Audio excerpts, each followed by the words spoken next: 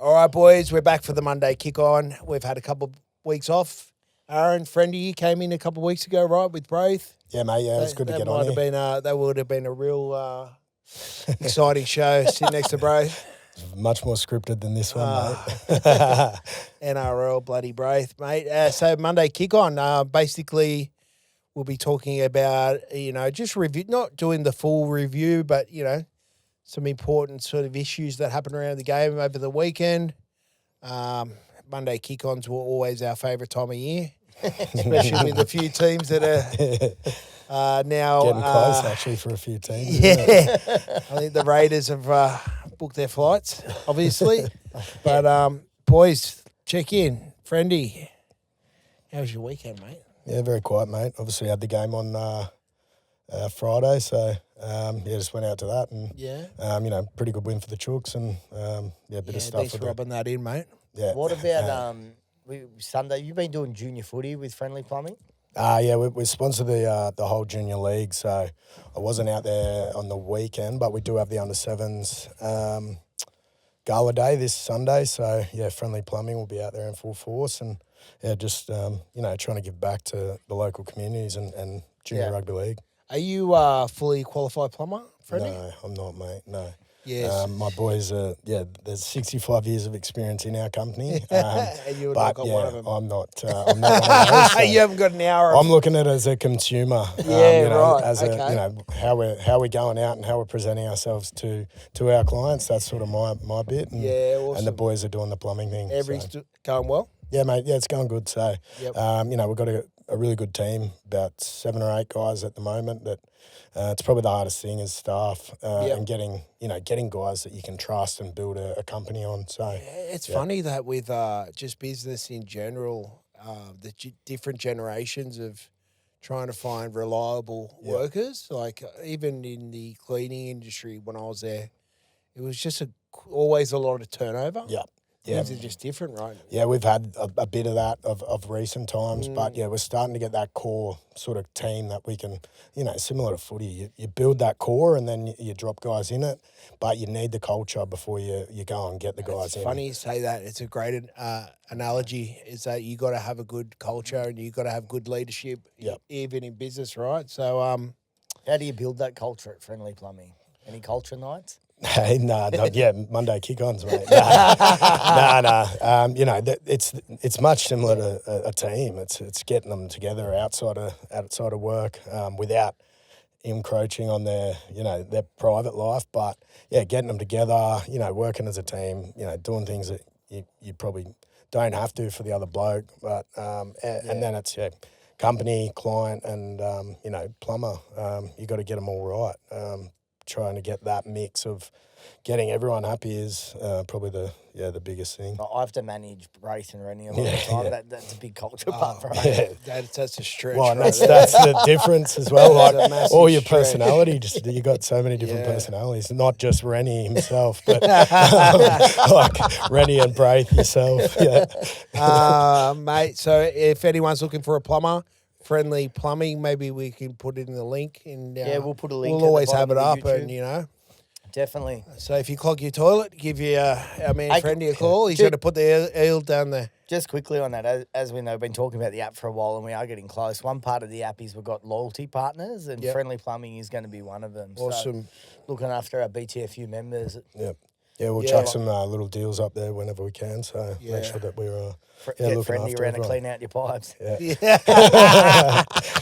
Mate, we had a good experience out of the Roosters game, didn't we? Mate, we did. We you spoke with Minza before for Unibet. Unibet had in the captain's club at the Chooks. Shout out to Unibet. Yeah, shout out to Unibet. Shout out, mate. The Roosters do put one thing. I know you're not a Rooster anymore, as you used to be when you were young. Yeah, but no, they put on keep that quiet, Aaron. Sorry. Messias Jr. But they do put on a good event, don't they? They do. No, Toddies, everything. I had a Toddies feed and then went to the box and the food was just as good.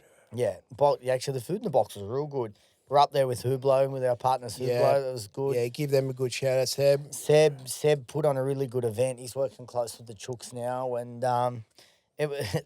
most of the blokes in there were pretty much doggy supporters, weren't they? Well, yeah, I'll just disclaimer here, I left at half time because I had the shits, and then I put the game on KO on my phone. I saw we were in front, and I thought we were going to win that. But before we get there, we've had some breaking news. Aaron, what's going on? Yes, Brian Toto has come out and told his teammates that he's going to be at PNG in 2028. Yes.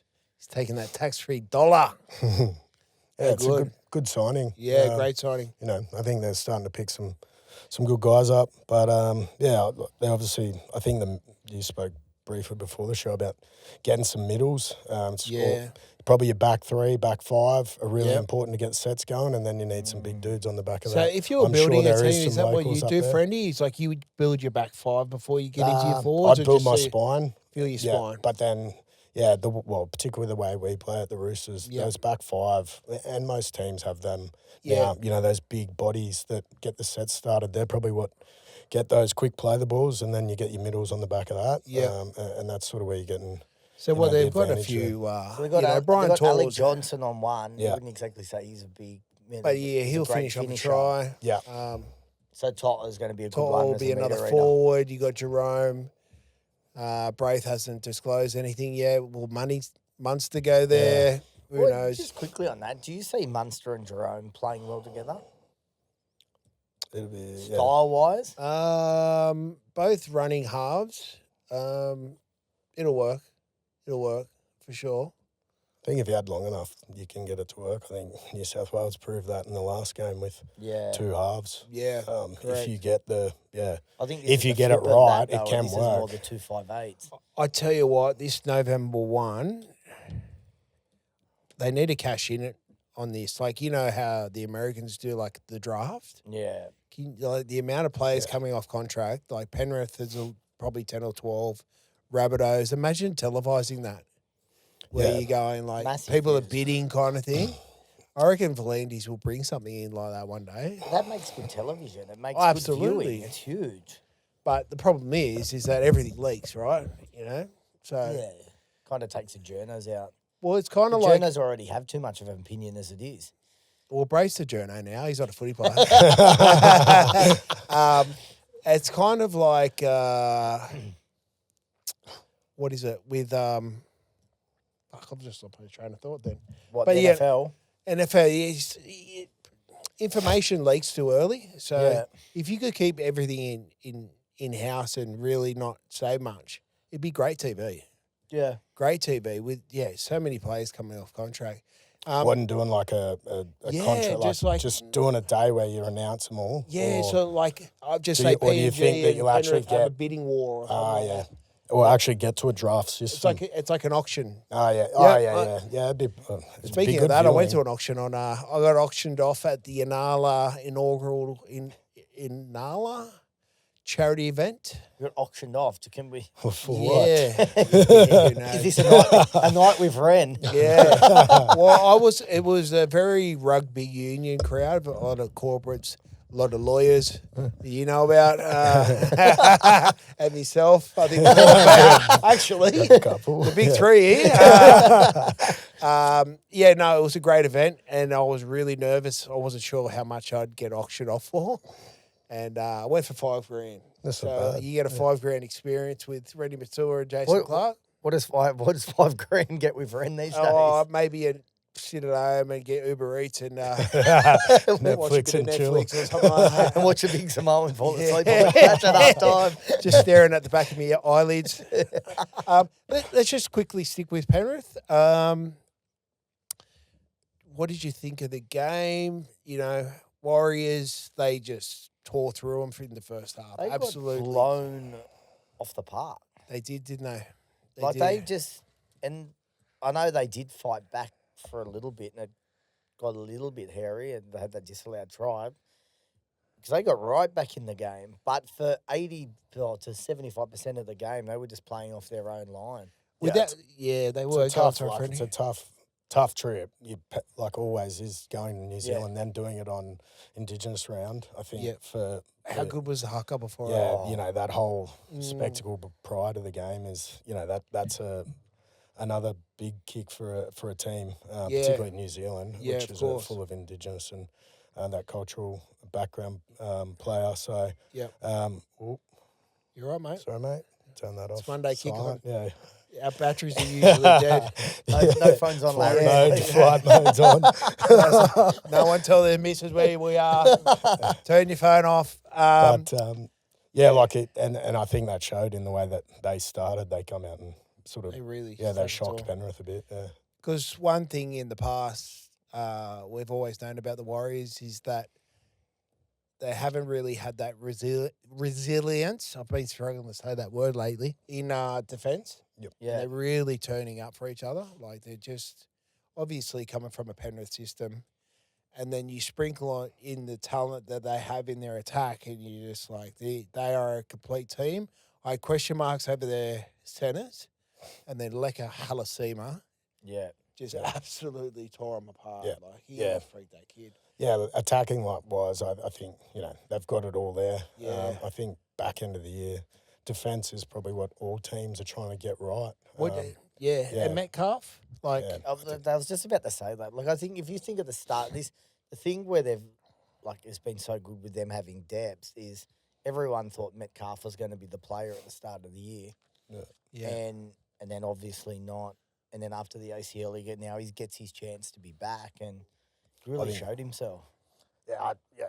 My opinion's like I would have kept him as a club, but they obviously you get different directions, and I'm sure they've planned this. Yep. But I think it's a massive pickup for the Dragons. He's a quality player. Do you see that they're just such a good systematic team that you've had Metcalf, Tanner Boyd, Tamide Martin, Metcalf come back in Yep. and they just be able to do the same role? I think that's important for all the best teams. Is like you set your system, Yep. And that's your guidelines for everyone. Yep. And then basically players can come in and out of that system, and then that's Yeah. when your depth probably Yeah. it like gets to shine through because you just drop a guy.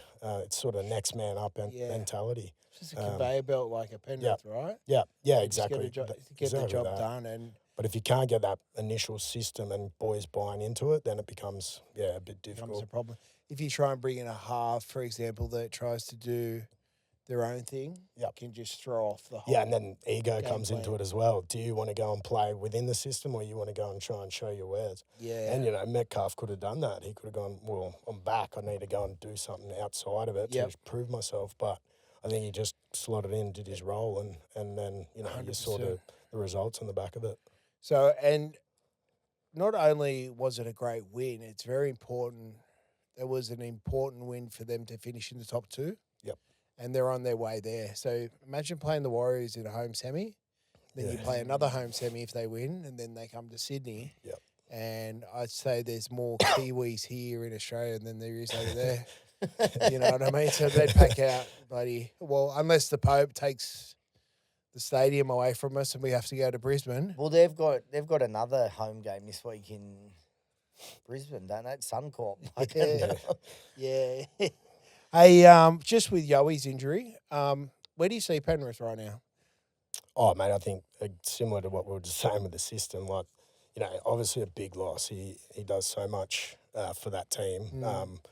In and around the middle, he decides whether he's going to play. He's basically a second half, but then he can get to play the ball for you as well. So it's going to be a loss, no doubt. But, I think some good news today that it's not season ending. Yeah. So 4 to for 6 them. weeks, I think, was reported. Okay. That's Okay. what's come out. No Yeah. surgery in 4 to 6 weeks. Yeah. Did you ever have a player in the dressing room before a game where you just looked across to the sheds and saw that player and go, we're on today? Or I know he's going to say. Yeah, I'll go back to my roommate, Jazza. Yeah. You, I like, knew it. you Yeah, what sit was in he a like? dressing Yeah. room Yeah. with him, and you're sort of like, you start seeing the crazy eye tick over, and you're like, all right, well, we'll be all right today because we've got the big fella going. Yeah, so toe it to brings toe you with that theirs. confidence, Yeah, he right? brings you confidence. You know he's going to get you forward, and even if they come after him, you know he's not going to stop. Yeah, yeah. I think is probably a little bit different in the Different way he style of play. plays. Yeah, I think he feels the game really well in when to pass, when to run. He's become better at that. Yeah, and he sort of sets how they play up. and gives time to those halves. What he does to those middles in stopping the line to give, the halves out there, time to go and pick the pieces. Yeah, it'll be interesting to line. see what kind of attitude. They'll always have a great attitude, but in terms of just missing that real leadership out there. And Who was that player for you? for me, I'd look across at Mark O'Mealy, similar. Sonny Bill, Willie Tonga, guys like that. It was like an air of confidence where you were just like, it's almost like not a father figure, like a big brother figure where you're like, we've got a big game today, we're on kind of thing. Is it Willie's birthday yesterday? Willie T's birthday, it was. Willie. Shout Is he out back to at that Willie R&B club? T. Old Linglings. Linglings. I couldn't believe it. Still can't believe it. Do you know the story here, Friendy? No, I don't. So, I know Magic Linglings, Round, we went up to, we're at a place called Sixes and sevens? Felons. We're at Felons. We're at Felons early, but you went to sixes and sevens. We're at Felons the night before. And so Willie doesn't drink anymore, and we sat there for hours just having a chat and catching up on life. And I said, let's go to that old R&B hip-hop club. He goes, Linglings. I said, yeah, let's go there. No worries. So we weren't paying attention. We go down the stairs, talking on his phone, and I'm like, why is there so many blokes with their shirts off here? I'm going, still Linglings or it's changed? It's and I think, That's mate, weird. And then they stayed for 2 hours and went, nah, this is weird and left. This ain't for us. This ain't for us. Tom, Put your shirt back on and got out of there. I just took the glitter off my face and then ran out of there. But I was just like, Tom. He goes, mate, I haven't been out for 3 years. But but imagine coming out of there, because I remember the security guards looking at us like, what are you doing here? Like, you know what I mean? Here for the R&B. Yeah. Just here for the R&B. There's house music. As soon as you walked in, he didn't click on. Yeah. I was just like, what the hell? Yeah, so our man Willie T, happy birthday, brother. It'll be an interesting next month for the Panthers, I'd say. Missing Yowie, but Lindsay Smith will play that 13 role. Yeah. I think he's going to be the successor anyway. I don't see him as like that traditional front row. He'll get forward, but he's got a bit of ball skill in him.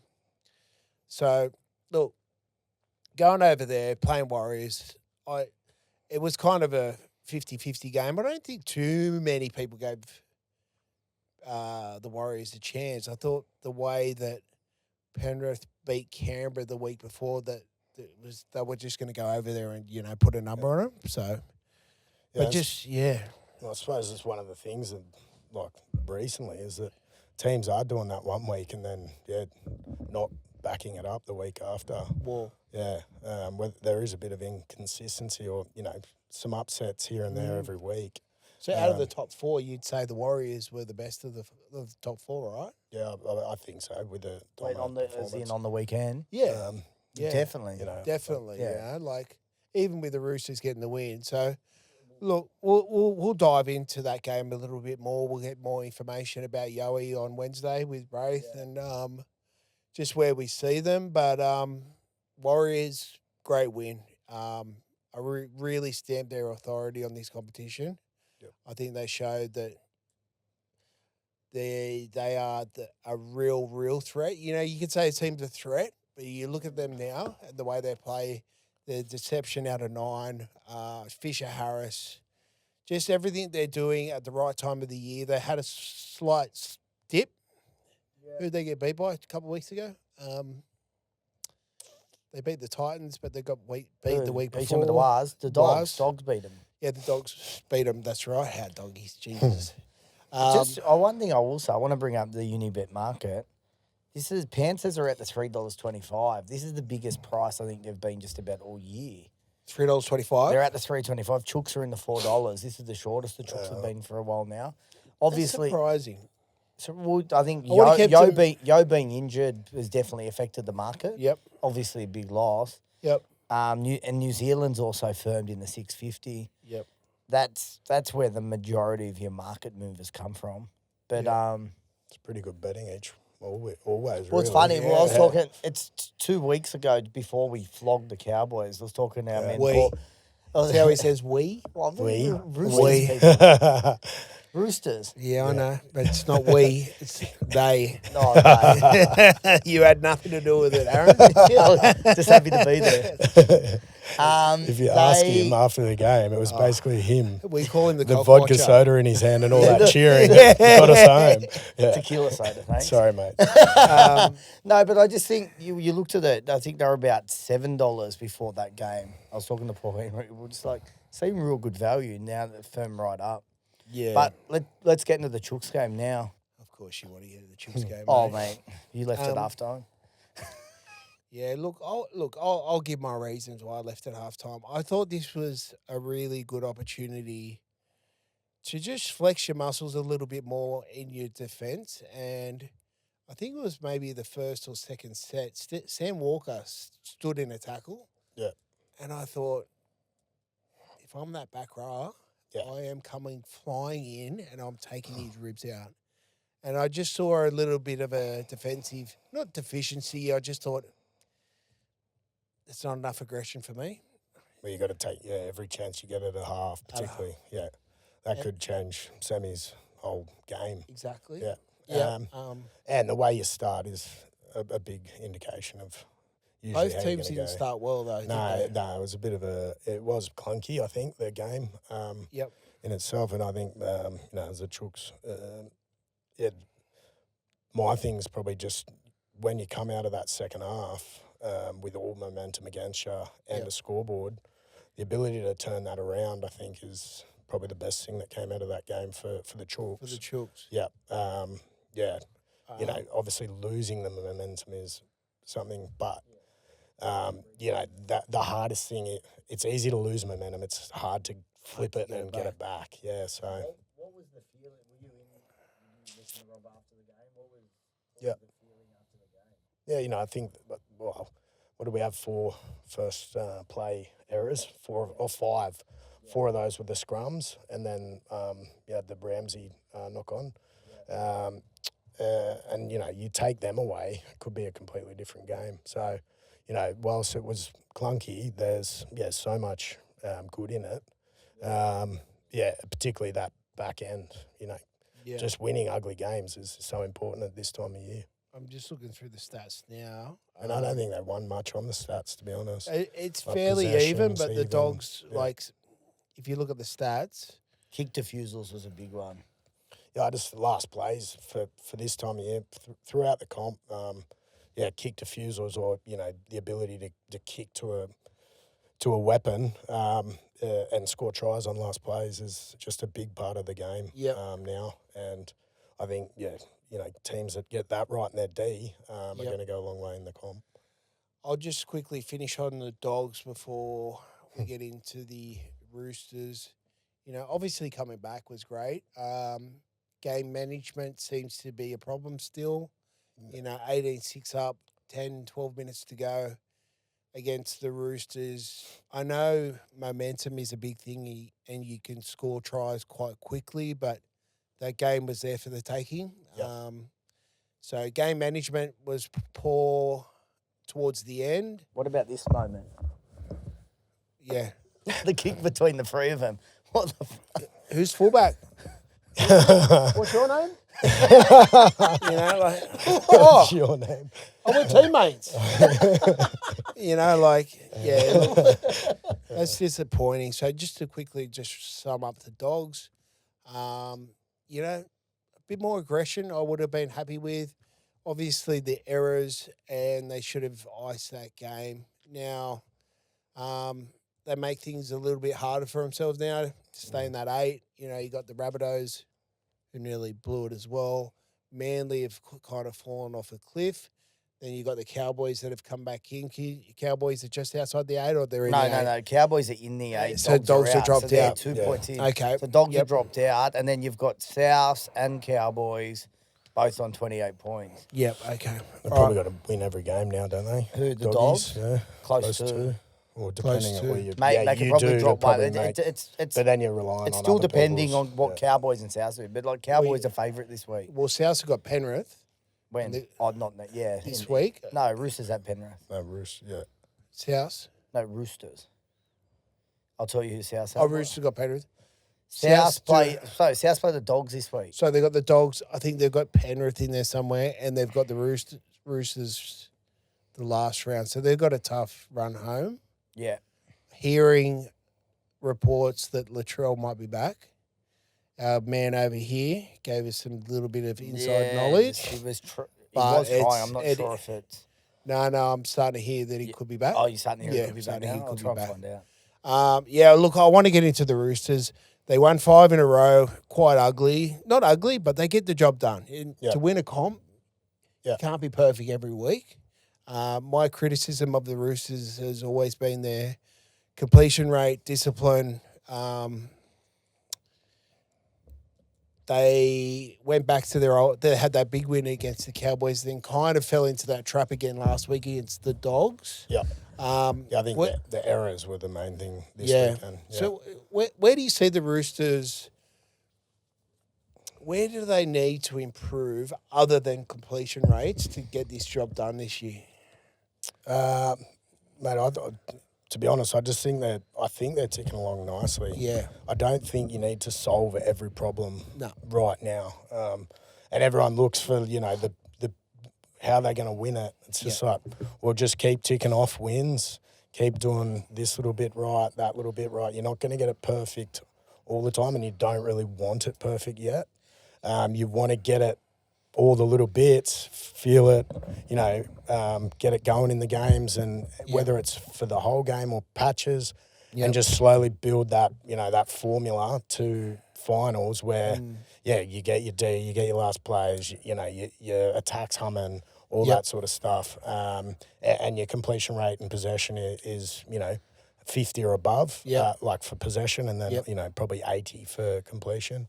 Then you start going, well, all right, they're every chance of winning. Yep. But I don't think there's a particular thing that they have to get right.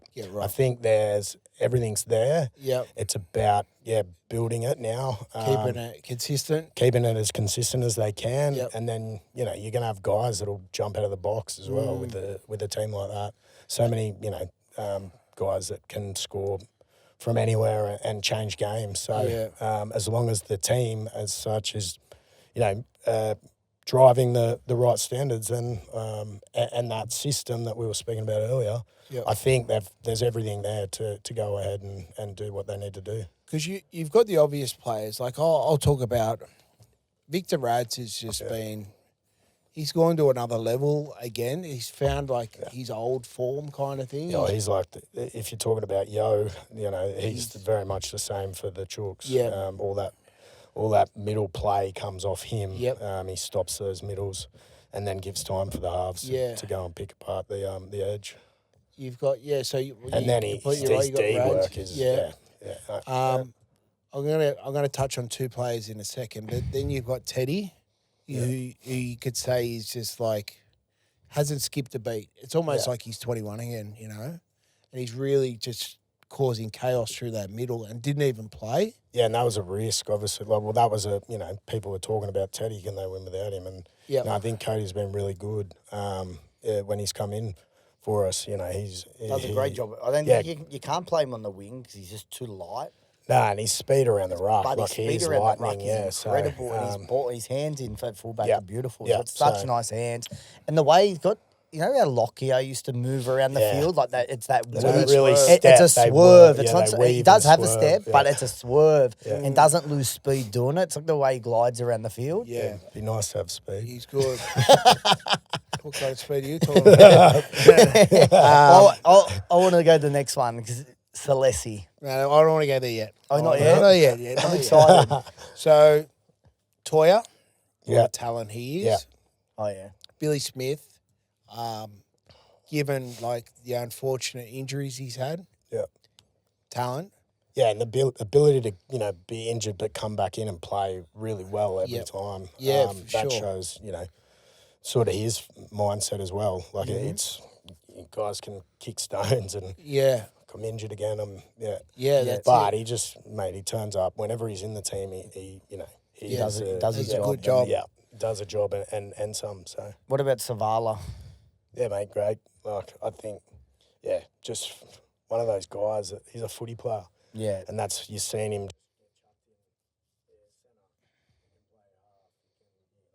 play lock. Yeah, if you needed, you could chuck him in the hooker. It doesn't really matter. I think He'll just do a job. he's just he's just a footy IQ. player. Obviously a local junior. So He's just such. I saw him on Saturday at his dad's stand helping his dad out. He's just such a good kid. Yeah, he's a great kid. He's a just great got kid. such great attitude. I'll tell you this thing. I said to Rendra, I said one of the best things I think that's happened to him this year, by playing centre, it's brought out his running game more. So when he goes back to 5'8", it's something that he had when you watched him play New South Wales Cup. I think he'll now have more confidence to run the ball a lot more. Yeah, definitely. I think he was a big body for a half, Yeah. so he should be.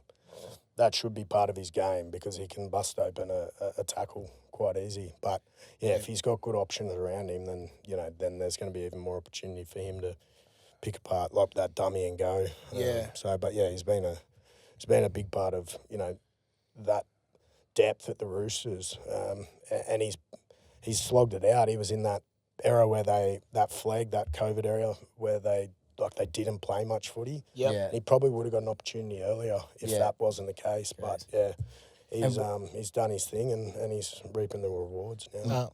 Marky Mark, Yeah. what's he like? Nah, he's a legend bloke, mate. It's disappointing that he's not going to be, in rugby league, I think, next year. Even myself, I watch him and I'm just like, what's this guy going to do every time he gets the ball?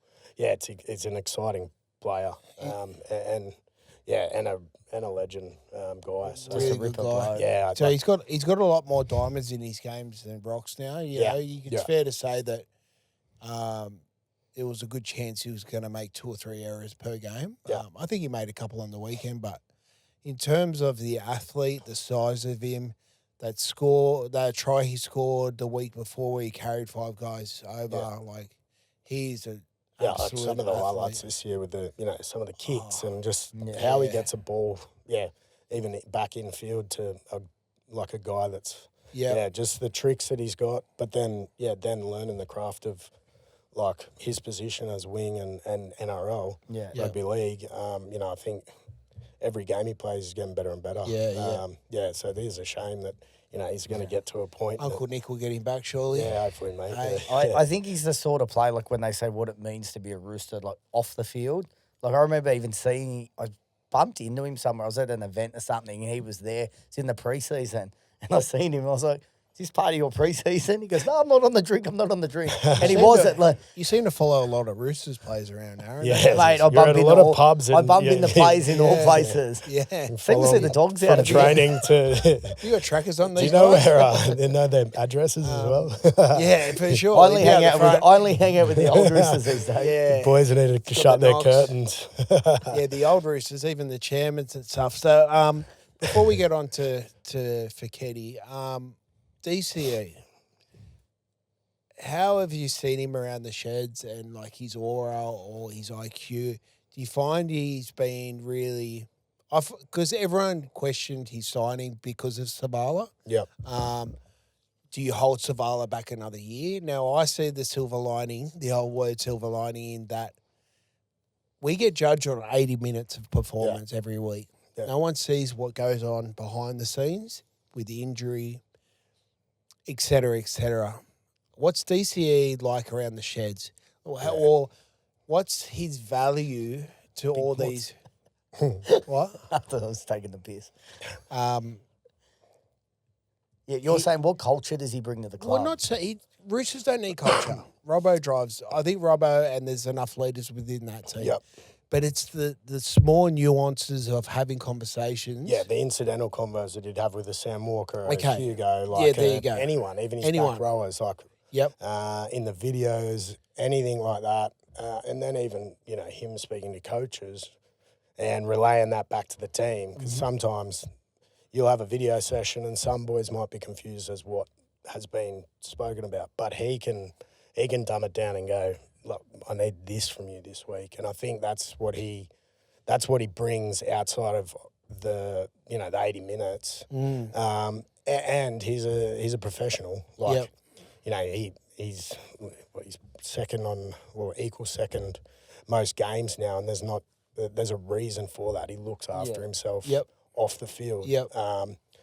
And, I think Sonny's probably one of the best, those guys that come into an organisation, and because of their professionalism, everyone else just picks up. Like, Sonny doesn't even have to play, but you watch him at training and you're like, man, this guy's a freak in regards to how he turns up, how he eats, how he rehabs. Like, everything is just meticulous. And he doesn't even, like someone like Sonny, for example, he wouldn't even know the kind of influence he has on the team. It's an aura. Like, they're watching him. He's not saying, do this, guys. It's just purely from blokes.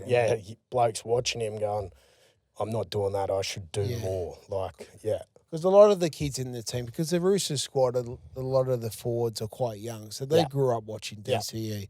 So you can sort of say that that's what DCE has brought a lot as well off the field. Yeah, and we've got young halves in both Reggies and Flegg as well that, are only going to, like, they've all got to spend time either playing against at training or, doing drills with Daly. And he's constantly giving them, different bits of advice there. Yeah. So, you got Hugo and Sammy there, but then, you got the likes of Toby Rodwell.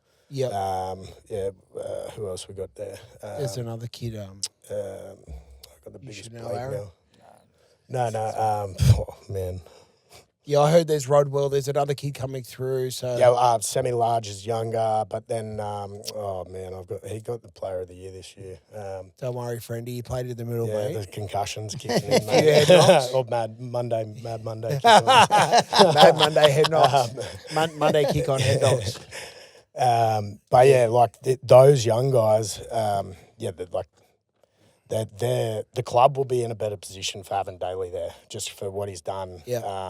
For those guys, So I couldn't agree more, because people just, like I said, they judge you on 80 minutes of a performance, and it's not like he's just setting the world on fire, but he just seems to be managing the game well for Sammy, and just keeps the team calm. This is what I'm seeing.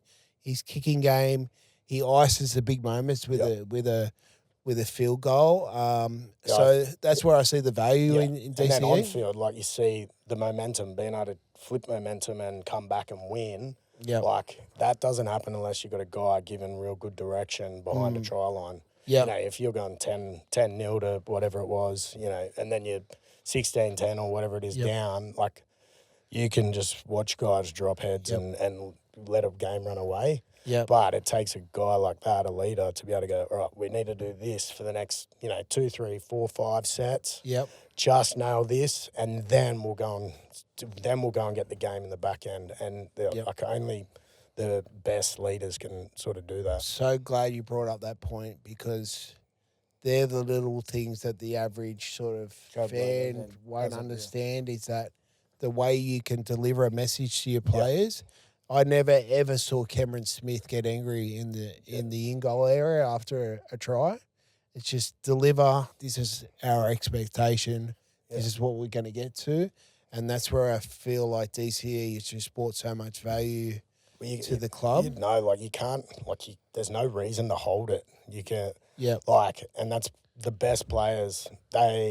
Jimmy Maloney is probably one of the extreme examples. He can have 6 fuck ups in a game, throw 3 intercepts and this and that, and then set up. And then he'll go and win your game for you, because it's like, all right, he can just let it go back in the system and get it done. And I think that's what you got to have, because you can't fix it behind the try line. So you basically got to set up the next period of the game rather than try and fix what's just happened. You can do that at training or whatever the next week. But being able to just drop, the errors or, the defensive stuff up that an edge might have had, it's just like, leave that, get what we need fixed now, and get on with the next period of the process. Game. What's going to work. All right, this is what's going to lead me to this kid. Mate, I've got such a big crush, isn't it? It's a man crush, or just his movement. his footwork, his speed. It's like a young Reni. Yeah. I said it to you. I go, it reminds. I still remember it was last year. I He said, plays Jake, way tougher than me. no, but I said to Jake, I go, he reminds me of a Siwa Takiaho. And Yeah. and you said to me, you go, he could even be better. Yeah, And no, and that's a huge rap. He come through our academy. Yeah, let's get into him. yeah. Yeah, talk So, a little bit about Yeah, him. Celeste Ficchetti obviously is,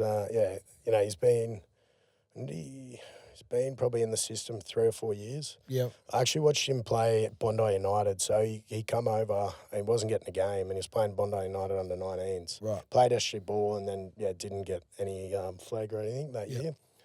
And it was a under 19s grand final and massive big moments changed the game and won the game for Bondi United. And then, like myself and Orbo, we had him in the academy and he had big moments, but those little parts of the game, like all the, he was a bit of a walker, and he won't mind me saying that because I've hammered him about it for 3 years. I didn't get in kick chased and things like just that. all those little one bits, percenters, all the big stuff, that people watch and probably, that everyone loves watching. Correct. We don't talk about that much.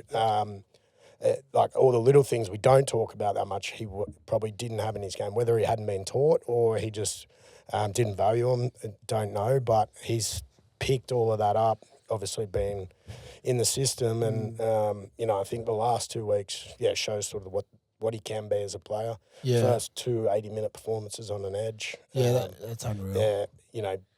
Cowboys is a stop-start game, a heap of tries, but that game on the weekend, to be able to go and play that and play the way he did and then have his big moment at the back end of the game and still do all the majority of the little stuff that, we value at the Chalk. So I think, he's only going to get better and better the more games he plays, the more time he plays.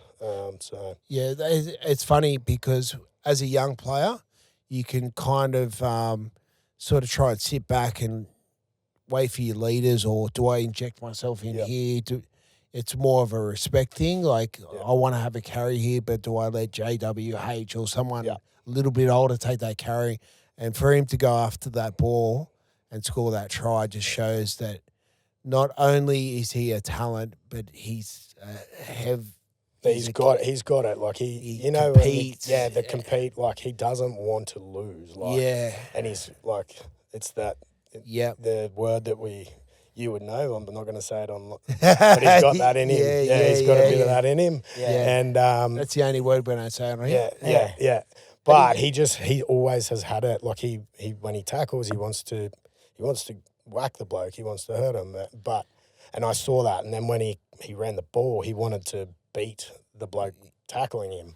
And you saw that. But then now you're seeing all the little bits and detail around it. It's all coming his in. support and all the other stuff that even his lines, whether he gets the ball, but those support lines through the line. Effective supports, like all that stuff. So, him being able to continue to build on that. And then, he's not had that position locked down. Yep. Obviously with the Gussie injury, it's opened it up and, the more games again, He gets to play, he gets to play. The better that edge is going to go. Because he hasn't. Because I was surprised. We spoke about him last season, and he hasn't really cemented himself. He hasn't had a lot of NRL game time this year. Nah, he has struggled to be in the side. But Robbo's we saw that with Wong. I think 2 years ago, everyone saw those big moments in Wong, but obviously Robbo and you guys at the club would see that there was those little things he needed to fix, and they took him out for a while. Yeah. Now he's just gone to a whole new level. Yeah, I think Robbo's, one of the best at that in terms of, giving guys tastes and then, bringing them in and out and putting them in different positions, chucking them in the middle, playing lock to start. So you're in the absolute middle of it, and but you're not making those big decisions on the edge. Yeah. Because you can crush a player by putting him, back row is such an important spot in a team. Yeah. Both attacking but defensively, they're the link between your middle and edge. So, and there's a lot of decisions to be made. Yeah. If they're not ready for them, they could have a stinker and let three Yeah. tries in and Crush 'em just mentally. crush them. Yeah, It's a great luxury to have good depth and good coaching. Is that you can, like the Blaze Thangi situation, go back, get Yeah. your reps in, Yeah. go and, protect your inside shoulder. Yeah. So with Fekete last year, bringing him, giving him a taste, Yeah. bringing him back out, I think it's a perfect way to blood a player, and especially someone so talented, so young, and playing in the forwards. I think Robbo's done a great job with him. One thing I really enjoy, and it's weird for me to talk about it because, and Friendy, you could probably, attest to this. I love his marker movement. I love how square he is. I love how detailed he is. He points. He knows exactly where he's going, inside pressure. Yeah, And that's it's a lot of well, JWH I see in it. That's part of the whole academy that we set up. We're trying to teach these boys that. So, that was me and Mitch, and then now it's JWH. And It is. Yeah, and it's Paul Momirovsky. So it's all that stuff that, you've seen the past players doing when we were successful. We're trying to breed that into our boys. The academy is not a team. It's the best of our, junior reps. Yep. And we're basically giving that stuff to them early and giving it to them more so that, some of these guys that haven't had a NRL preseason, next year they'll roll into, day one and they know the system. They know what's going on. Yep. They might not have done it at that intensity or that level, but they know everything that they need to do. And it's a lot of that detail, isn't it? And it's just, because I've seen some of the footage and heard from a lot, it's knowing how to prepare, even meals and things like that. It's that sort of detail, isn't it? Well, the boys live across from the stadium now, and they're learning to cook. Jodes who runs that. We can laugh about She's that. teaching No, them but how. this is a good point. How do you life open skill. a bank account? How do you all this stuff? So this is Still got my dollar one. money. Yeah, I do too. There's but $1 in One it. of the boys was coming and asking questions about I signed for this much and that divided by 12 isn't what I'm getting. And I'm like, man, there's tax, have to pay there's tax? management fees, there's this, there's that. I Pull your said, mic good down a bit, luck. Ren. So, Pull your mic down a bit. It's and I know a lot of clubs do be doing this, yeah. but it's so important for the club to make sure these players have life skill outside of footy. Because when I retired, I had no idea. I still don't have any idea. But in terms Probably of didn't just have the money, the money now, these boys, the just new being- deal, a couple of new teams, there's so much opportunity. You should be setting yourself up proper. for sure. And it's Yeah. for some reason these bright lights here remind me of King's Cross, and For some reason. What's some the King's reason. Cross? Must be. I saw something funny last night, actually. That they had Galvin. There must be different dogs. They go, "Are you looking at buying a house?" He goes, "No, just keep buying racehorses." He said it on the that's foot. great advice. Yeah. And I was like, yeah, great advice. Mate. I could have bought a house with what I spent at King's Cross, I reckon. Yeah, I think I did a few renos at Sapphire for sure. Yeah, Hass loved it. Yeah. So you in a raincoat one night? Is that after you wrecked it? You had to fix Yeah. it? Or? Yeah, I wore a raincoat there one night. Sonny and I had a. No, I shouldn't have said that. Somehow my shirt came off and I couldn't find it. And You at that R&B club again? yeah. And It's Oxford Street, not Yeah. King's Cross, mate. Yeah. Sergeant Sailor. You remember the old, He could write a good book. yeah, Oh. far out. The Chronicles of Sapphire. Oh, Jeez. mate. Jeez. I'd have a few chapters in that for sure. A bit of the salary yeah. cap went through there anyway. Yeah, had a great salary cap. I was going to say something really inappropriate, but I'm not going to say it. He gave me one, those those rubber yellow raincoats. That's all he had in the closet, Lost and Found. Lost and Found. So I had to wear that out for the next 2 days. But For the next 2 days. He didn't have to. He could have gone home. I had to wear it for the next day. It was mid-season too. I think I missed training. So for the Roosters now, what's their run home? We've got Penrith So we got Rith. Tigers, and then is it South? The 3 rounds ago? No, I think it's One more in no. between There's that. the Dolphins as well, Oh, yeah, sorry, Dolphins. Got Then Dolphins at home. then South, yeah. and then South. Yeah. All very winnable games. Penrith is the big one this Yeah, week. this Oh, weekend, the Dolphins will be a tough one as well. Yeah, but Penrith is the Achilles heel for the Roosters. Yeah. So this will give me a really good gauge on where the Roosters are completely at. Like, I think to come back and get that win against the Dogs, who were fighting hard. Yeah, they played well. Yeah, well, Dogs. I mean, it was a bit clunky, of a but, stinger like, of the it was game. but they on both parts. they didn't you didn't wave a white flag. They thought to stay calm. We're only, I think they were 12 points behind or something like that, and then to get the win, it just shows what kind of consistency they do have in their game and being able to chase down points, which they've always been able to do. But you got to win those games, and get those tight ones. Disappointing for the Dogs, but they should have iced it. This is a big game for the Chooks. Just as well, I had the Rooster booster at Unibet at the start of the season was to have more wins than Penrith. So I've got that. I'm cheering that a little bit. Well, what's that at now? Well, you Is it- picked your Rooster booster was Teddy, wasn't it? No, but at the start of the season, they did a boost because obviously Unibet sponsor the Roosters. So they did a special with Roosters to have more win. I can't remember what price it was, but they did a good odds for it. Yep. Yeah. So, Yep. But this is an important game for the Chooks. For the mental thing to say we can beat them.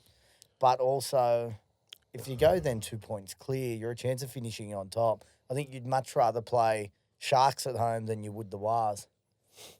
Absolutely. I think it's more the mental scars and the scar tissue around Penrith. That is the big barometer that I want to see this week.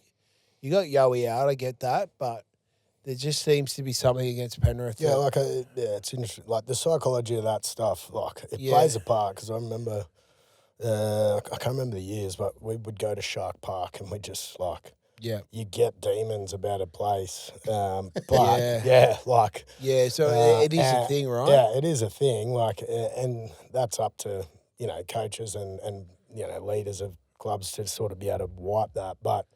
It's just for whatever reasons. Still, footy players are humans, and if you've been flogged by a team or there's a team you would have had stadiums and teams that you always played good against. Yeah, and it was based on history and past memories of it. Yeah, and then being able to flip that is again, it's a skill in itself. Just drop whatever's happened prior and just go right. We're ready to go and do this for against whatever team. For sure. Even with all the scars of the past. So there's an old saying, styles make fights, right? You got Penrith that'll try and drown you till the 80th minute, and then you got Roosters that want to play a high completion but have a lot of flair. Yeah. So that's the styles that make fights. Yeah. So I want to see Roosters play. It's getting the flair and completion right. That's right. Yeah. And that balance. Yeah. And that's kind of that's kind of where the Roosters probably know that once hesitation comes into the game against a team like Penrith, that's when you make your errors, and that's where a lot of the scarring might be coming from. Yeah, I don't know. It's hard to say because I've not played for a while, but whether there is scarring, I know that the media talk about the scarring. Yeah, true. I don't know if there's actually scarring internally at the Roosters about it. You know as a player when you've played good against a team or a club. But as well, I think they're just on a path at the moment. Like I said, and I don't think this is the do or die game for the Roosters. No. And I don't think there's a game for any club, really. It's about putting all your best feet forward in the next few weeks so that, you don't want to play your finals before you get there. Nah. So a lot of teams do that. Yeah. And it's hard when, you're thinking about where you land but at the end of the day, who cares where you land? You've got to beat 3 or 4 teams to win a comp. That's right. So... Well, let's stick with the top 4. I was going to go to Canberra, but let's talk about the Sharks, right? So Do you think it was a good time for them to have a loss? When we won it in 2004, we were flying. Yeah. Flying. We were just back end of the year, and then we got beat in the first semi-final, and that was a real reset. Can you see that as a look? You don't want to get beat, especially Not against a team coming last. Yeah, it's a local derby, right? And You'd say that. Dragons have been playing Decent footy. decent footy, just not the actual flair. Yeah. But the fundamentals of their game are getting better and better and better every week. You can't deny that, right? No, definitely. I think, I think probably the effort, you probably saw early in the year that some of the games you're like, well, is that their best game that they could have put forward? But there's some young guys that have come into that team and, obviously there's some reasons to play with a new coach and then some signings. Like Friendy, do you think that next I'm year, going to just that- quickly push you on this, right? You don't necessarily lose. You can lose the dressing room. It's an actual thing getting a new voice, right? You might be getting taught the same systems, doing the same sort of training every day. It's just that different voice that can bring something out in a player. Yeah, or and a I think team. that's why assistant coaches are so important at clubs because, you can't just have a head coach hammering stuff down. It's got to be a universal voice, and it's got to be assistant coaches, and then it's got to be leaders of the actual team. And you got to buy into it. You got to believe in the system, 100%. Yep. You got to believe in your staff, even down to your support staff, your physios, and if you believe that they're doing all the right things for you to be the best player and then the best team and go and win a comp, that's when you start getting teams that are just going to go after it because once you have little bits of doubt in anything, you start questioning this guy and then you might have a conversation with this guy and that just eats away at culture. Yep. But I think, you can. And I think Robbo's really good at that with the way he can deliver the same message 45 different ways. Yeah. And he could deliver it to this guy different to this guy. Yeah. And knowing those personalities and, knowing how to get the best out of individuals, but then as a team getting, a group up with basically the same message over and over that would and over. be like It's tough to do. there's two, and that's where there's two parts of coaching. I think another thing you touched on, it's you've got to coach a team, but you also have to coach individuals, and that's getting that balance right. So let's talk about soccer or footballing. They have team manager. They're not the coach. Yeah. They manage men. The 100%. assistant coaches do all the coaching. Not all the coaching. Yeah. You got to be a good man manager. Yeah. And when they say a club needs to be led from the top down, Yeah. I'm thinking Politis down. Yeah. I'm not thinking Robbo down. So that's why I feel like the culture of the Roosters it's in check. But let's just sort of talk about someone like Tigers, for example. How many proper leaders do you think it takes to have to manage a 35-man squad? You can't just have, in my opinion, I think you need at least 5 to 7 that are really driving standards every day. So, Otherwise, my point with the Tigers is that there's too many people with influence, whether it be good or bad, that outweigh the leaders. Yeah, this is an analogy that I always use is and my thing is that I'm like Roosters, we're paid to play footy, but we're paid to win games. Yeah. So playing footy isn't good enough. That was always my mentality. Just playing for the Roosters is not good enough to continue to get a contract. Yeah. You have to win games for the Roosters to continue to be employed there, in my opinion. And I think there's some, and ego in clubs is a big thing. And I think there's guys in the comp that, they're happy to play and get a big paycheck, but that's not right your job's to win a premiership for a club and a fan and a board of the whole lot. You're not just paid to play. So you're not It's just like you're not. it's a professional sport where you start in November 1 to be there on October 3, a grand final. So whether it be game 1 or game 300, when you put that jersey on, that means more than any paycheck you're getting, right? Yeah, it's the 80 minutes that you were talking about. Like, you just got to win on Saturday, Friday, Saturday, Sunday. Like, that's the name of the game. Junior sport, different. It's about getting them in there and teaching them how to, be rugby league players. But at our level, at NRL level, if you're not playing to win comps, you're sort of taking the piss a bit. Yeah. And you can easily identify that what clubs are lacking that.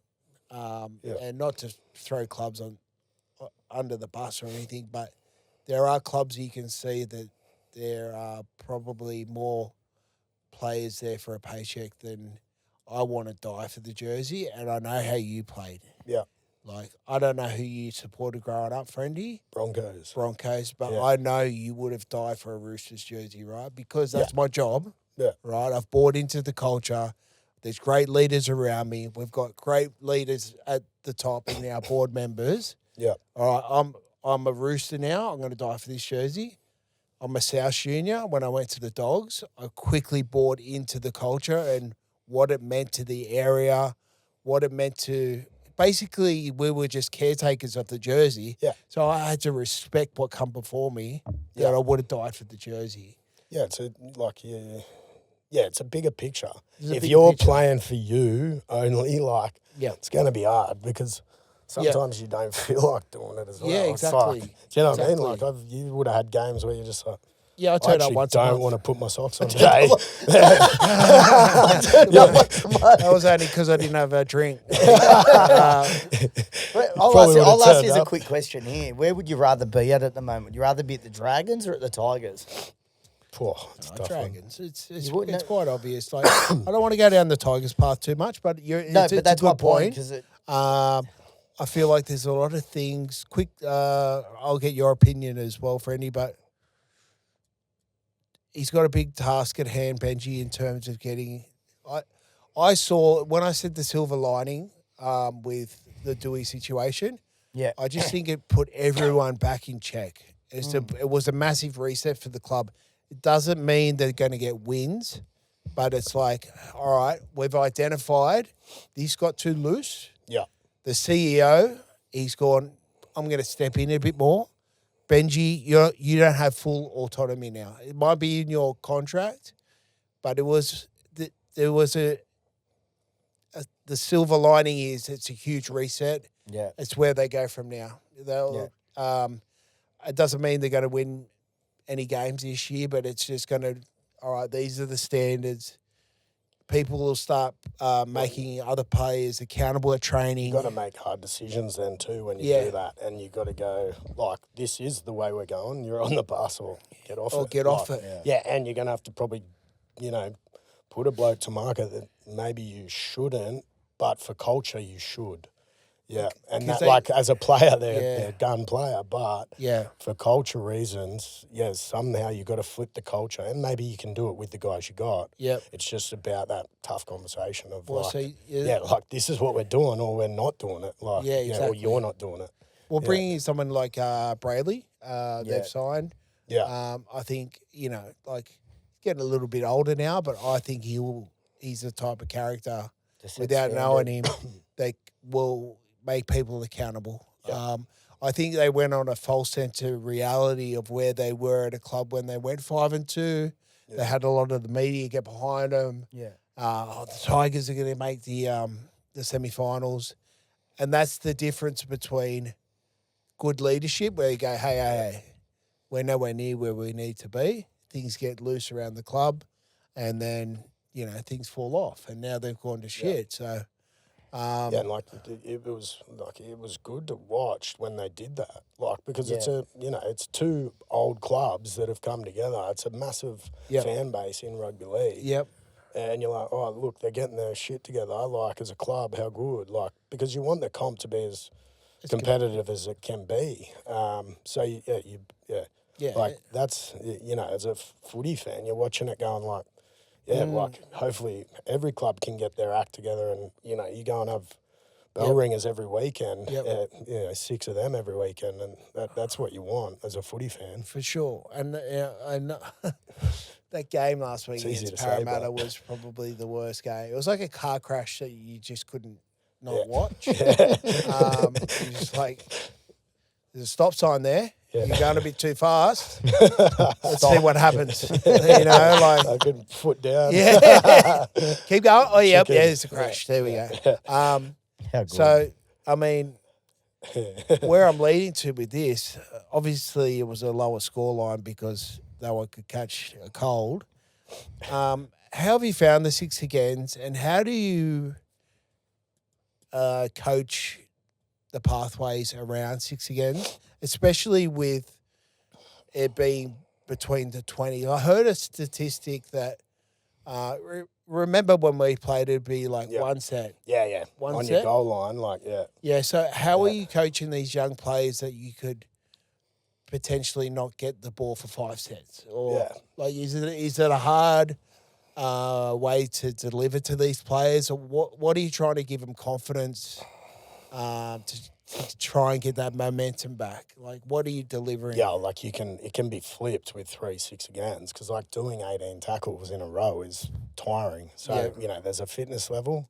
There's obviously So the fitness level is definitely they're one. training that as Yep, well. yep. Like you've got to train for 18, 20 plays. Yep. If you're not, like you're probably you're not ready for it. Yep. Or if not even more, like you should be doing 25 plays at training, because like that's a chance. And that is a set or do you know what I mean? Yep. That's not common for an attacking team or a defensive team. So how do you get that going? Yep.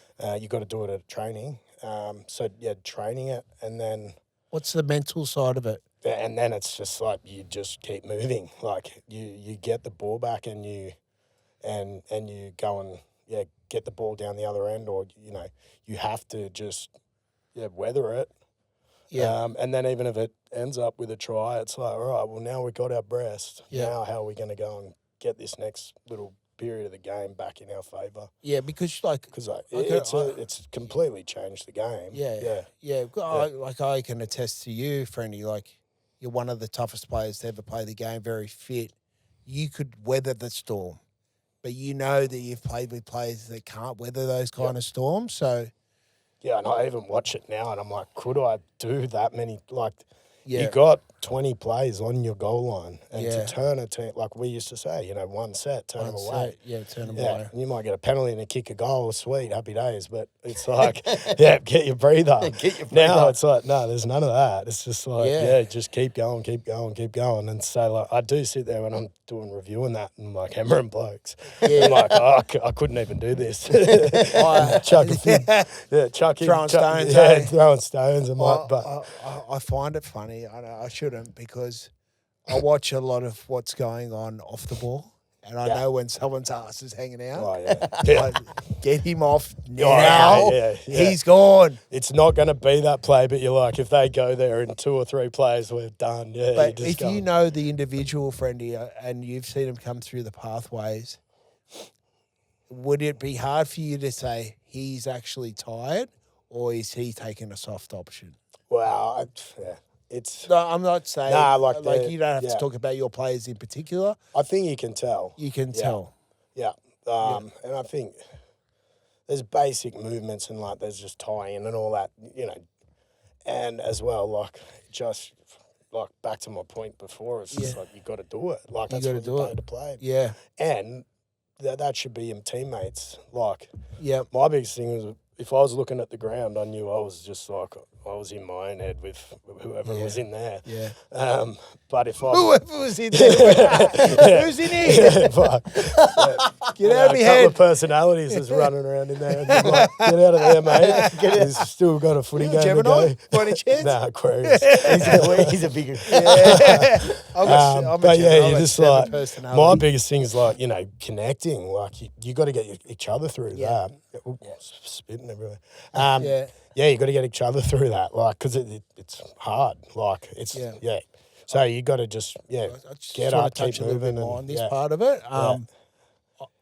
Communication. Yeah. Do you find this is? I try and teach my nephews this is that you might not have to be the best player. Work hard. But one thing that I'm really big on, and I feel like was a strength of my game, was communication. Yep. Even bluffing players out of the commentating of what's coming. Yes. Yeah. Do you find that kids get embarrassed to communicate in front of their peers? It's harder to get them to communicate, and I think like the world's created that where you communicate through phones. Yeah. But for me, it's the biggest thing. And I speak to our academy boys about using a name. Because if I say Aaron Reni, I need you, then you've let me down personally if you don't do it.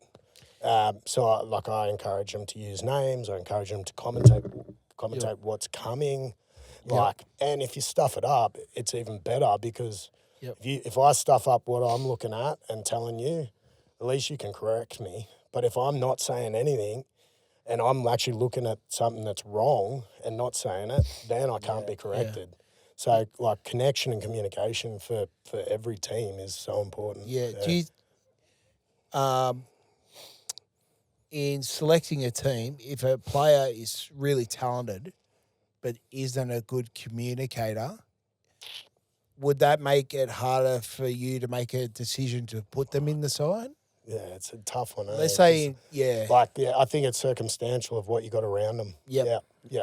So you can go and drop a young guy next to an older guy that you would go just the best talent rather than the best communicator, because you know that there's going to be noise around him. But if you had a brand new young edge, then it's whether do you go the absolute best player or the best communicator. It's probably It's a decision to be made, right? It's a real thing. Is Rads that communicator in the team? Yeah, he'd be one of the best. Yeah, definitely. Because I know you've mentioned it before. Yeah, he's I think he was one of the guys when he come in, 17-year-old, guys that have just been around footy.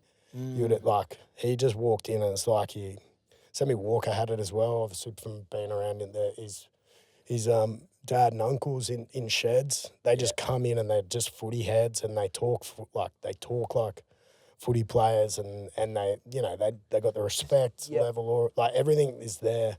And then Rads had that, but then he had a hardness of he was doing chippy work, and usually you get into a wrestle with a younger guy and it's they don't have that full hardness yet. Yeah. And he had it when he was 18.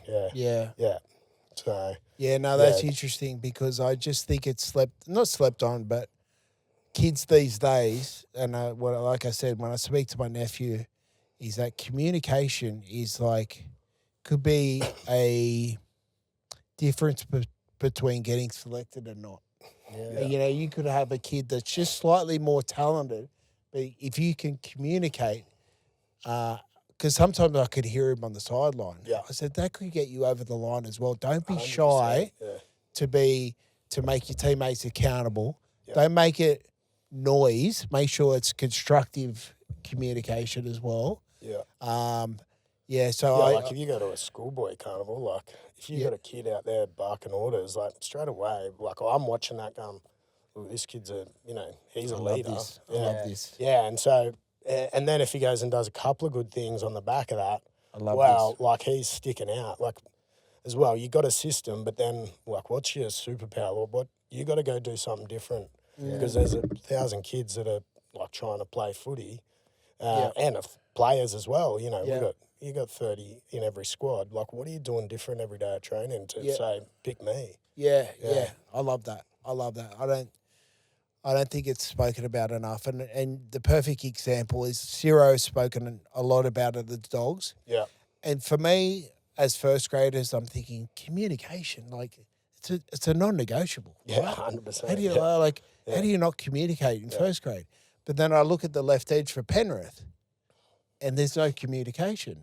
Therefore, Blaze Fungi gets dropped. Yeah. Where's the communication between Papali'i, Talangi, McLean? Yeah. It's just, it goes a long way between. And, I just think that if anyone's listening, especially older people, kids who you got to learn to communicate, to talk, and not be shy. Right? So that's like in my head as well. I'm like, well, because we've taught them the system for so long, do they just know it and they're just feeling it? And you're like, you start questioning, like, well, do they have to speak? Because like we've given them this system since they were 15. You know what I mean? Yeah. Okay.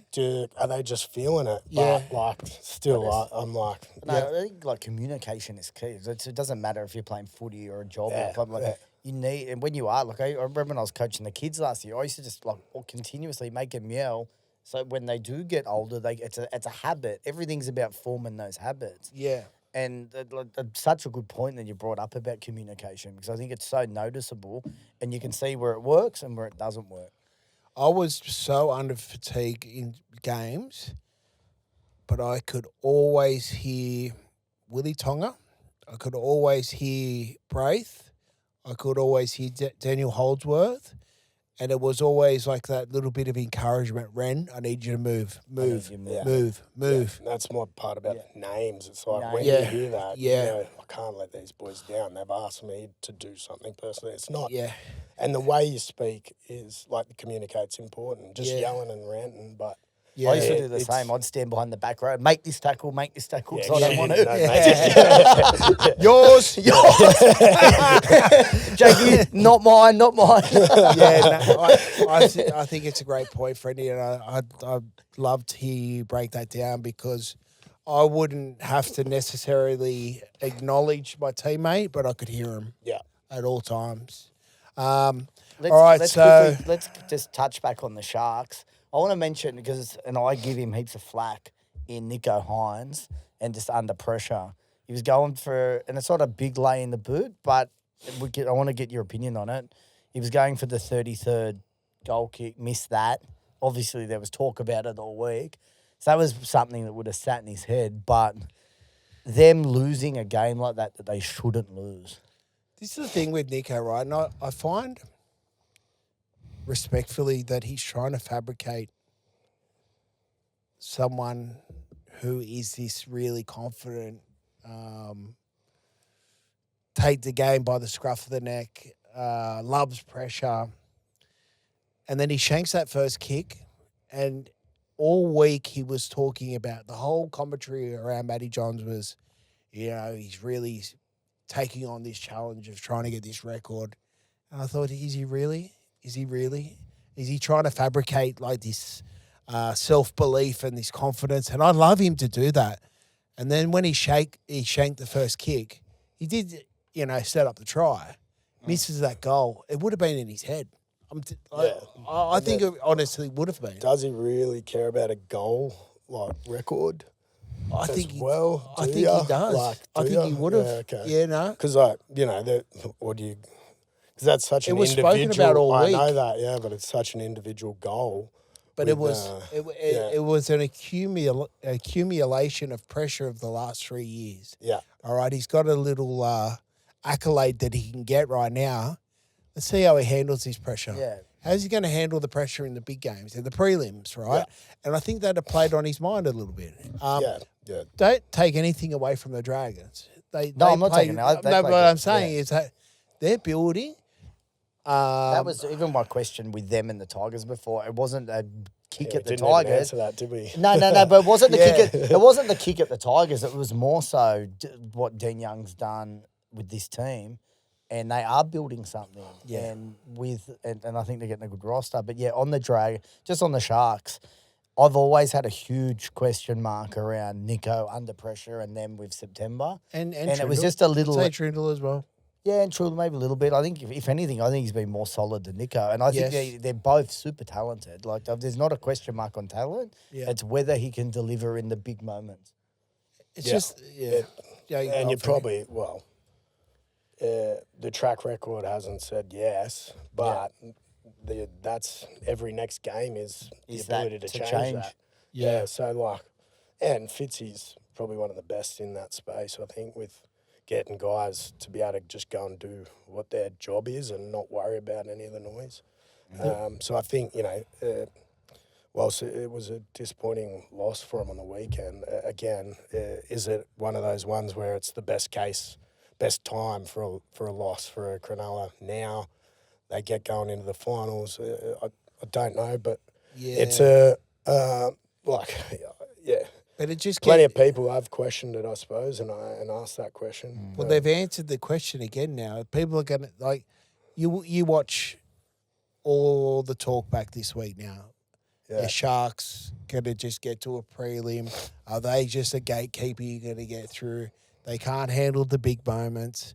Like, that's going to be the questions. And I don't think that's the case. I think they came up against a good Dragon side that turned up to play with a great attitude, local derby. They definitely did. Fitzy's wasn't as animated as he was the week before.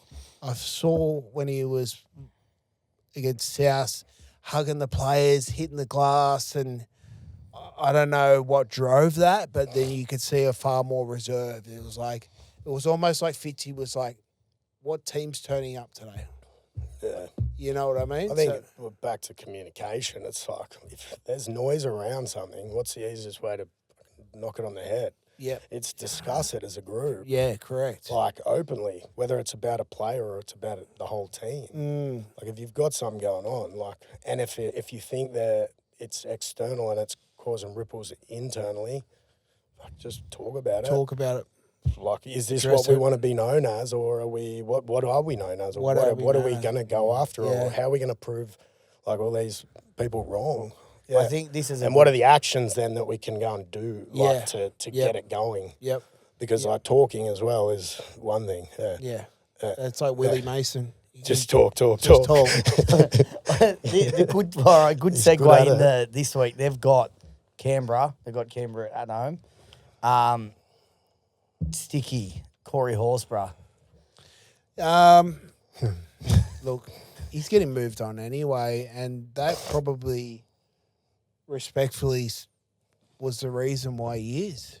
Yeah. I think he's been shopped around because he does brain snaps like that. It's like, Brain Corey, you don't have to prove how tough you are, mate. We know you're tough, right? Yeah, see, and I don't even see it tough. Like It's not a tough. guy doing like a Dumb guy shit. niggling when you know no one can do anything back is not tough. It's not tough, right? But Yeah. a guy just running and tackling and like doing all the just being a sport, yeah. hard front rower over and over and over and over, that's tough. Yeah. Yeah, like Because he has a habit of doing this. yeah, and like it could be a strategy to throw dudes off, but Yeah. like I think it throws him off more than it throws other people off. He's you know thrown what I mean? himself off. Yeah, he's Talking about being thrown off, do you reckon Sticky might have thrown him off when he went? Oh, Yeah. What wouldn't Did have you- I been Did you like see the shit, press eh? conference? Oh, yeah. I saw that. Sticky had the cat's asshole out again, though. Just spitting in this presser. Look, this is that's the hardest. You know what? You train your ass off all preseason. You're playing busted. You got injuries. Long season. You're in fucking Canberra. It's freezing, right? Yeah. You got a chance to tie up the game, and you do that. And that's probably the most disappointing. I'd be shattered. Even as a teammate, I'd be just like, come on, man. Like, we're out of the semi. Like, we had a chance to get into the semi-finals. Complete brain snap, get 10 in the bin. How have you seen the Raiders this year? Have you watched them closely? Not hugely, but look, I think I think when they're on, they're a force. Like they've got everything that they need in regards to going after a comp. Yeah. That forward pack's that's a doozy. What about Sasangi? Yeah. Oh, he's so good. He's a gun. Yeah. Even on the way, Sanders.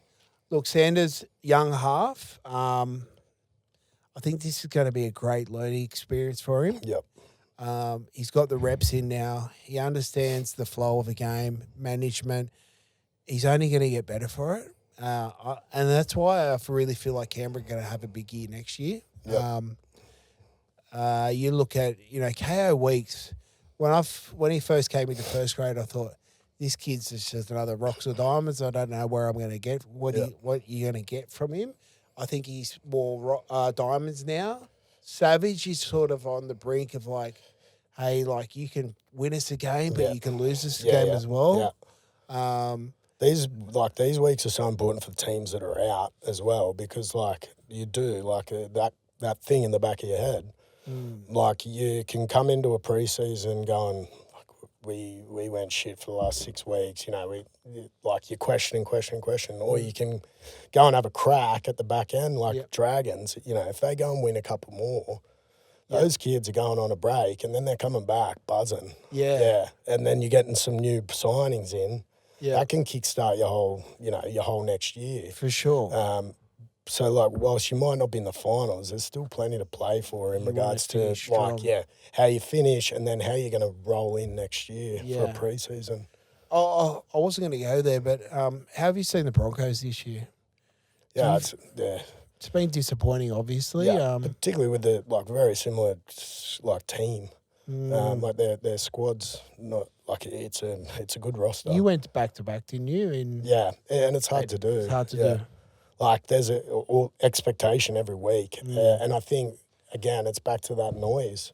It's everyone's coming after you as well. Yeah, coming up. Everyone wants to beat you. So you're going to be up every week. Yeah. Probably even more than you were, because everyone, you're the benchmark. They want to come after you. Yeah. So there's that. And then there's the noise of, external. You're only as good as your last game, really. That's right. What happened last year is whatever. Yeah. I feel like the way they played against the Dolphins and, getting those leads and then letting Dolphins come back in, they're just still holding on to a lot of scarring and, maybe, this has gotten too hard again. We should be running away with this game. And it's disappointing. It's as it is. It's just been a trend of this season. Quickly on the Dolphins, do you think they can win the comp outside the 4? Yeah, I think they're a good team again. Well balanced. Well balanced. I think Katoa, he's a player. I like the hard nosed guys and then I like Ray them. Stones. And then I like them middles. Donahue. A mobile, but hard pack. They'll get through the hard work. Yeah. And then have a back line that can score from anywhere in the field. And back rowers, Finney Fuiaki, Lemuelu. They're definitely a smoky for that finals. They're gonna. I think they're not a smoky, but they could go and disrupt. I think they're stuff. the only team outside the 4 that can. They're in 5th, but they're the only team. You got since Jeremy Marshall King came back in the side, they improved exponentially. Is that the right word? But they just went to another level. Yeah. Because of the 9, given the new the rules as well. Friendy, I'll get your point. You can just be a provider, or the way the game's going now, you've got to have some deception, right? Yeah, and I think, all the good clubs have good 9s because you win and lose games in and around the ruck. Obviously, you've got to have a pack behind it, but you basically make decision of what way the ball goes, how early it goes, everything. It starts with you. And you got to know your guys, and you got to know the run of the game. It might just be that you flick it off the deck and you get 3-4 into it, then you start doing your work. But I think the best clubs have got the best 9s and forward packs that they sit behind are a big part of that. But the best ones. The best teams aren't the ones that can play with momentum. They can create it, in a set. Yeah, it's not just about being on the front foot all the time. A good 9 will have deception and create a fast play ball out of nothing. This is what I want to ask you. Obviously, you had some great halves. Were you ever put in positions where you had both halves calling and you had to you had Jimmy, you had Piercy. I'll give you a story. Give us a story. 2018 when Coops come. Yep. So obviously, Piercy gets let go. Coops comes in. We've got Coops Kiri Teddy at New Spine, and then I had Semi Verrills behind me as a young hooker that actually had skill and could run and do all the things that I couldn't do. And then, so we played like bastards for 6 weeks and it was clunky as anything. And I just remember sitting there with Robbo one day and he was like, mate, what's going on? I was like, oh, mate. Like I don't know. Like I can't pass. I can't do anything. So mate, what are you doing? And I was like, oh mate, I'm just like new coops and this and that. Yeah. Whether it was a bit of like starstruck, like just get the ball to coops, and then a bit of semi stuff. I was trying to run when I shouldn't. It's just like and it's like. He goes, mate. He goes, yeah, mate. Just like, what are you in this team for? He's like, do all your little things. Pass the ball well and go and tackle your ass off. Yeah. And then I just went back and was like, fuck yeah, righto. Fuck, I can pass again. I can do all these things that I could do. Like, was wigging myself out about not doing. Yeah. And like, that was, I was probably lucky through my career that I had 2 good halves all the time. Yeah. And so, you do a little bit of work, but if you pass a good ball to your half, they go and do the work. So if you've got 2 dominant halves, right? That was my whole game. That, for my young hookers, is just like reading numbers and watching body language. You're making decisions as well. Yeah. For your half. Yeah, so you might have one half calling the ball. They can have hot both sides. Yeah, but you've got to decide. You've got to look up. So you're essentially making 50 tackles a game, right? You plug in the middle, and then you're reading the game as well. That's the biggest part is that like, and you should know like from the voice or like when it's on, but you've just got to be sitting there reading numbers and watching, late guys back and all that sort of stuff. That's the biggest part of your game, and then picking the right way. The right way. And sometimes the right way isn't numbers. It's because you've got, or it's because you've got, your half and fullback, and maybe like you've got what you're just going to go and back your team against that edge because of just the star power that you got out there, right? Or something you've watched during the week or whatever. But there's a million different things in it. But that for a 9, I think is so important. Yeah, and for a team because halves want the ball. Of course. Of course. I mean, I used to see with our side, if the ball went to Sherwin, Braith's hands would be up like that. You're getting sprayed in this year, and it'd be vice versa. And it's like it was never sinister, but they'd want to fight over a field goal too because they could both do it. But I look back at the halves, I'm like, hookers. It'd be hard for a young hooker to pass to a more inexperienced half, even though the play might be on that side. Yeah. So if you got an experienced half calling hot and you know what's on the left, they must be hard for a 9. Definitely, it's tough. Like, and you get it wrong, and then you just got to review it. And but Boydo was one of the ones for me because remember he used to just run that tough carry on the left edge, like in behind the ruck, and he would scream and scream at me, and then he was just.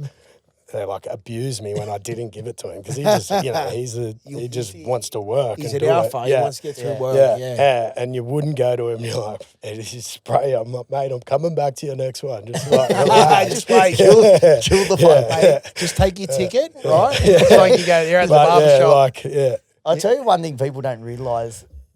In that year, when Teddy first come to the club and from the Tiger, he used to just run with the ball in one hand, just about. You remember, when Ted, when he first came, he didn't hold the ball in 2 hands. So probably had no one to pass it to with the Tigers. But it was an evolution in his game that it only happened probably halfway through the season. Yeah, well, he's always been that in and around the ruck fullback back then, and now he's got every part of his game down pat. He's even got kick if you want. Yeah. So right now we've covered Penrith. You got Chucky sitting on equal points at the moment. Equal points. And then we've got third. So Waz. You got both Roosters, Penrith on 36 points. 36. The Waz on 34. 34. Got Sharks on 32, and you got the Dolphins on 32. Dolphins are on 32. Yeah. Yeah, it's- So they're on 32. So who's dropped out of the 4? No, it's just their Sharks are still on the 4 due to for and against. And then you got the Knights on 30. Hang on. So Dolphins sitting 5th on 32. Yeah, 5th You on just said 32. fourth. No, yeah, Sharks are on 32. But they're And on then the same Dolphins are on the points. same Okay. points, yeah. Okay. And then you still got the Knights there on 30. So the Knights are on 30. Forget the rest. Forget the rest. bit Where's harsh. me doggies? Come on. They're 28. Nah, What so is then it? you go South in 7th at 28. You got 28. Cowboys 28 at 8th. And then you got the Dogs 26. And then And you they've got a can now bad forget the rest. differential. All right. So out of that top 8, who drops out? Who comes in? And I think Cowboys, I think they stick in. Yeah, I think they're they a good enough stick team. I've seen enough in So- patches. I think I think they'll be there. South will stay. I think so. I think as so. well. And Yeah. especially Particularly if if they get Latrell They get back. Trell back. Yeah. Yeah, that's huge. Yeah. I think Dogs. That was Nail in the coffin. that was their semi-final to win, and now I think it's going to be extremely tough to get in there. Cowboys have got to buy as well. It's good to be back on a Monday, boys. Thanks for Right. the lads. Reasonably fresh. Yeah, I'm Yeah. fresh. I'm fresh. Yeah, You're sure? never fresh. Well, Fresh-ish. settled. Hey, this is fresh for me.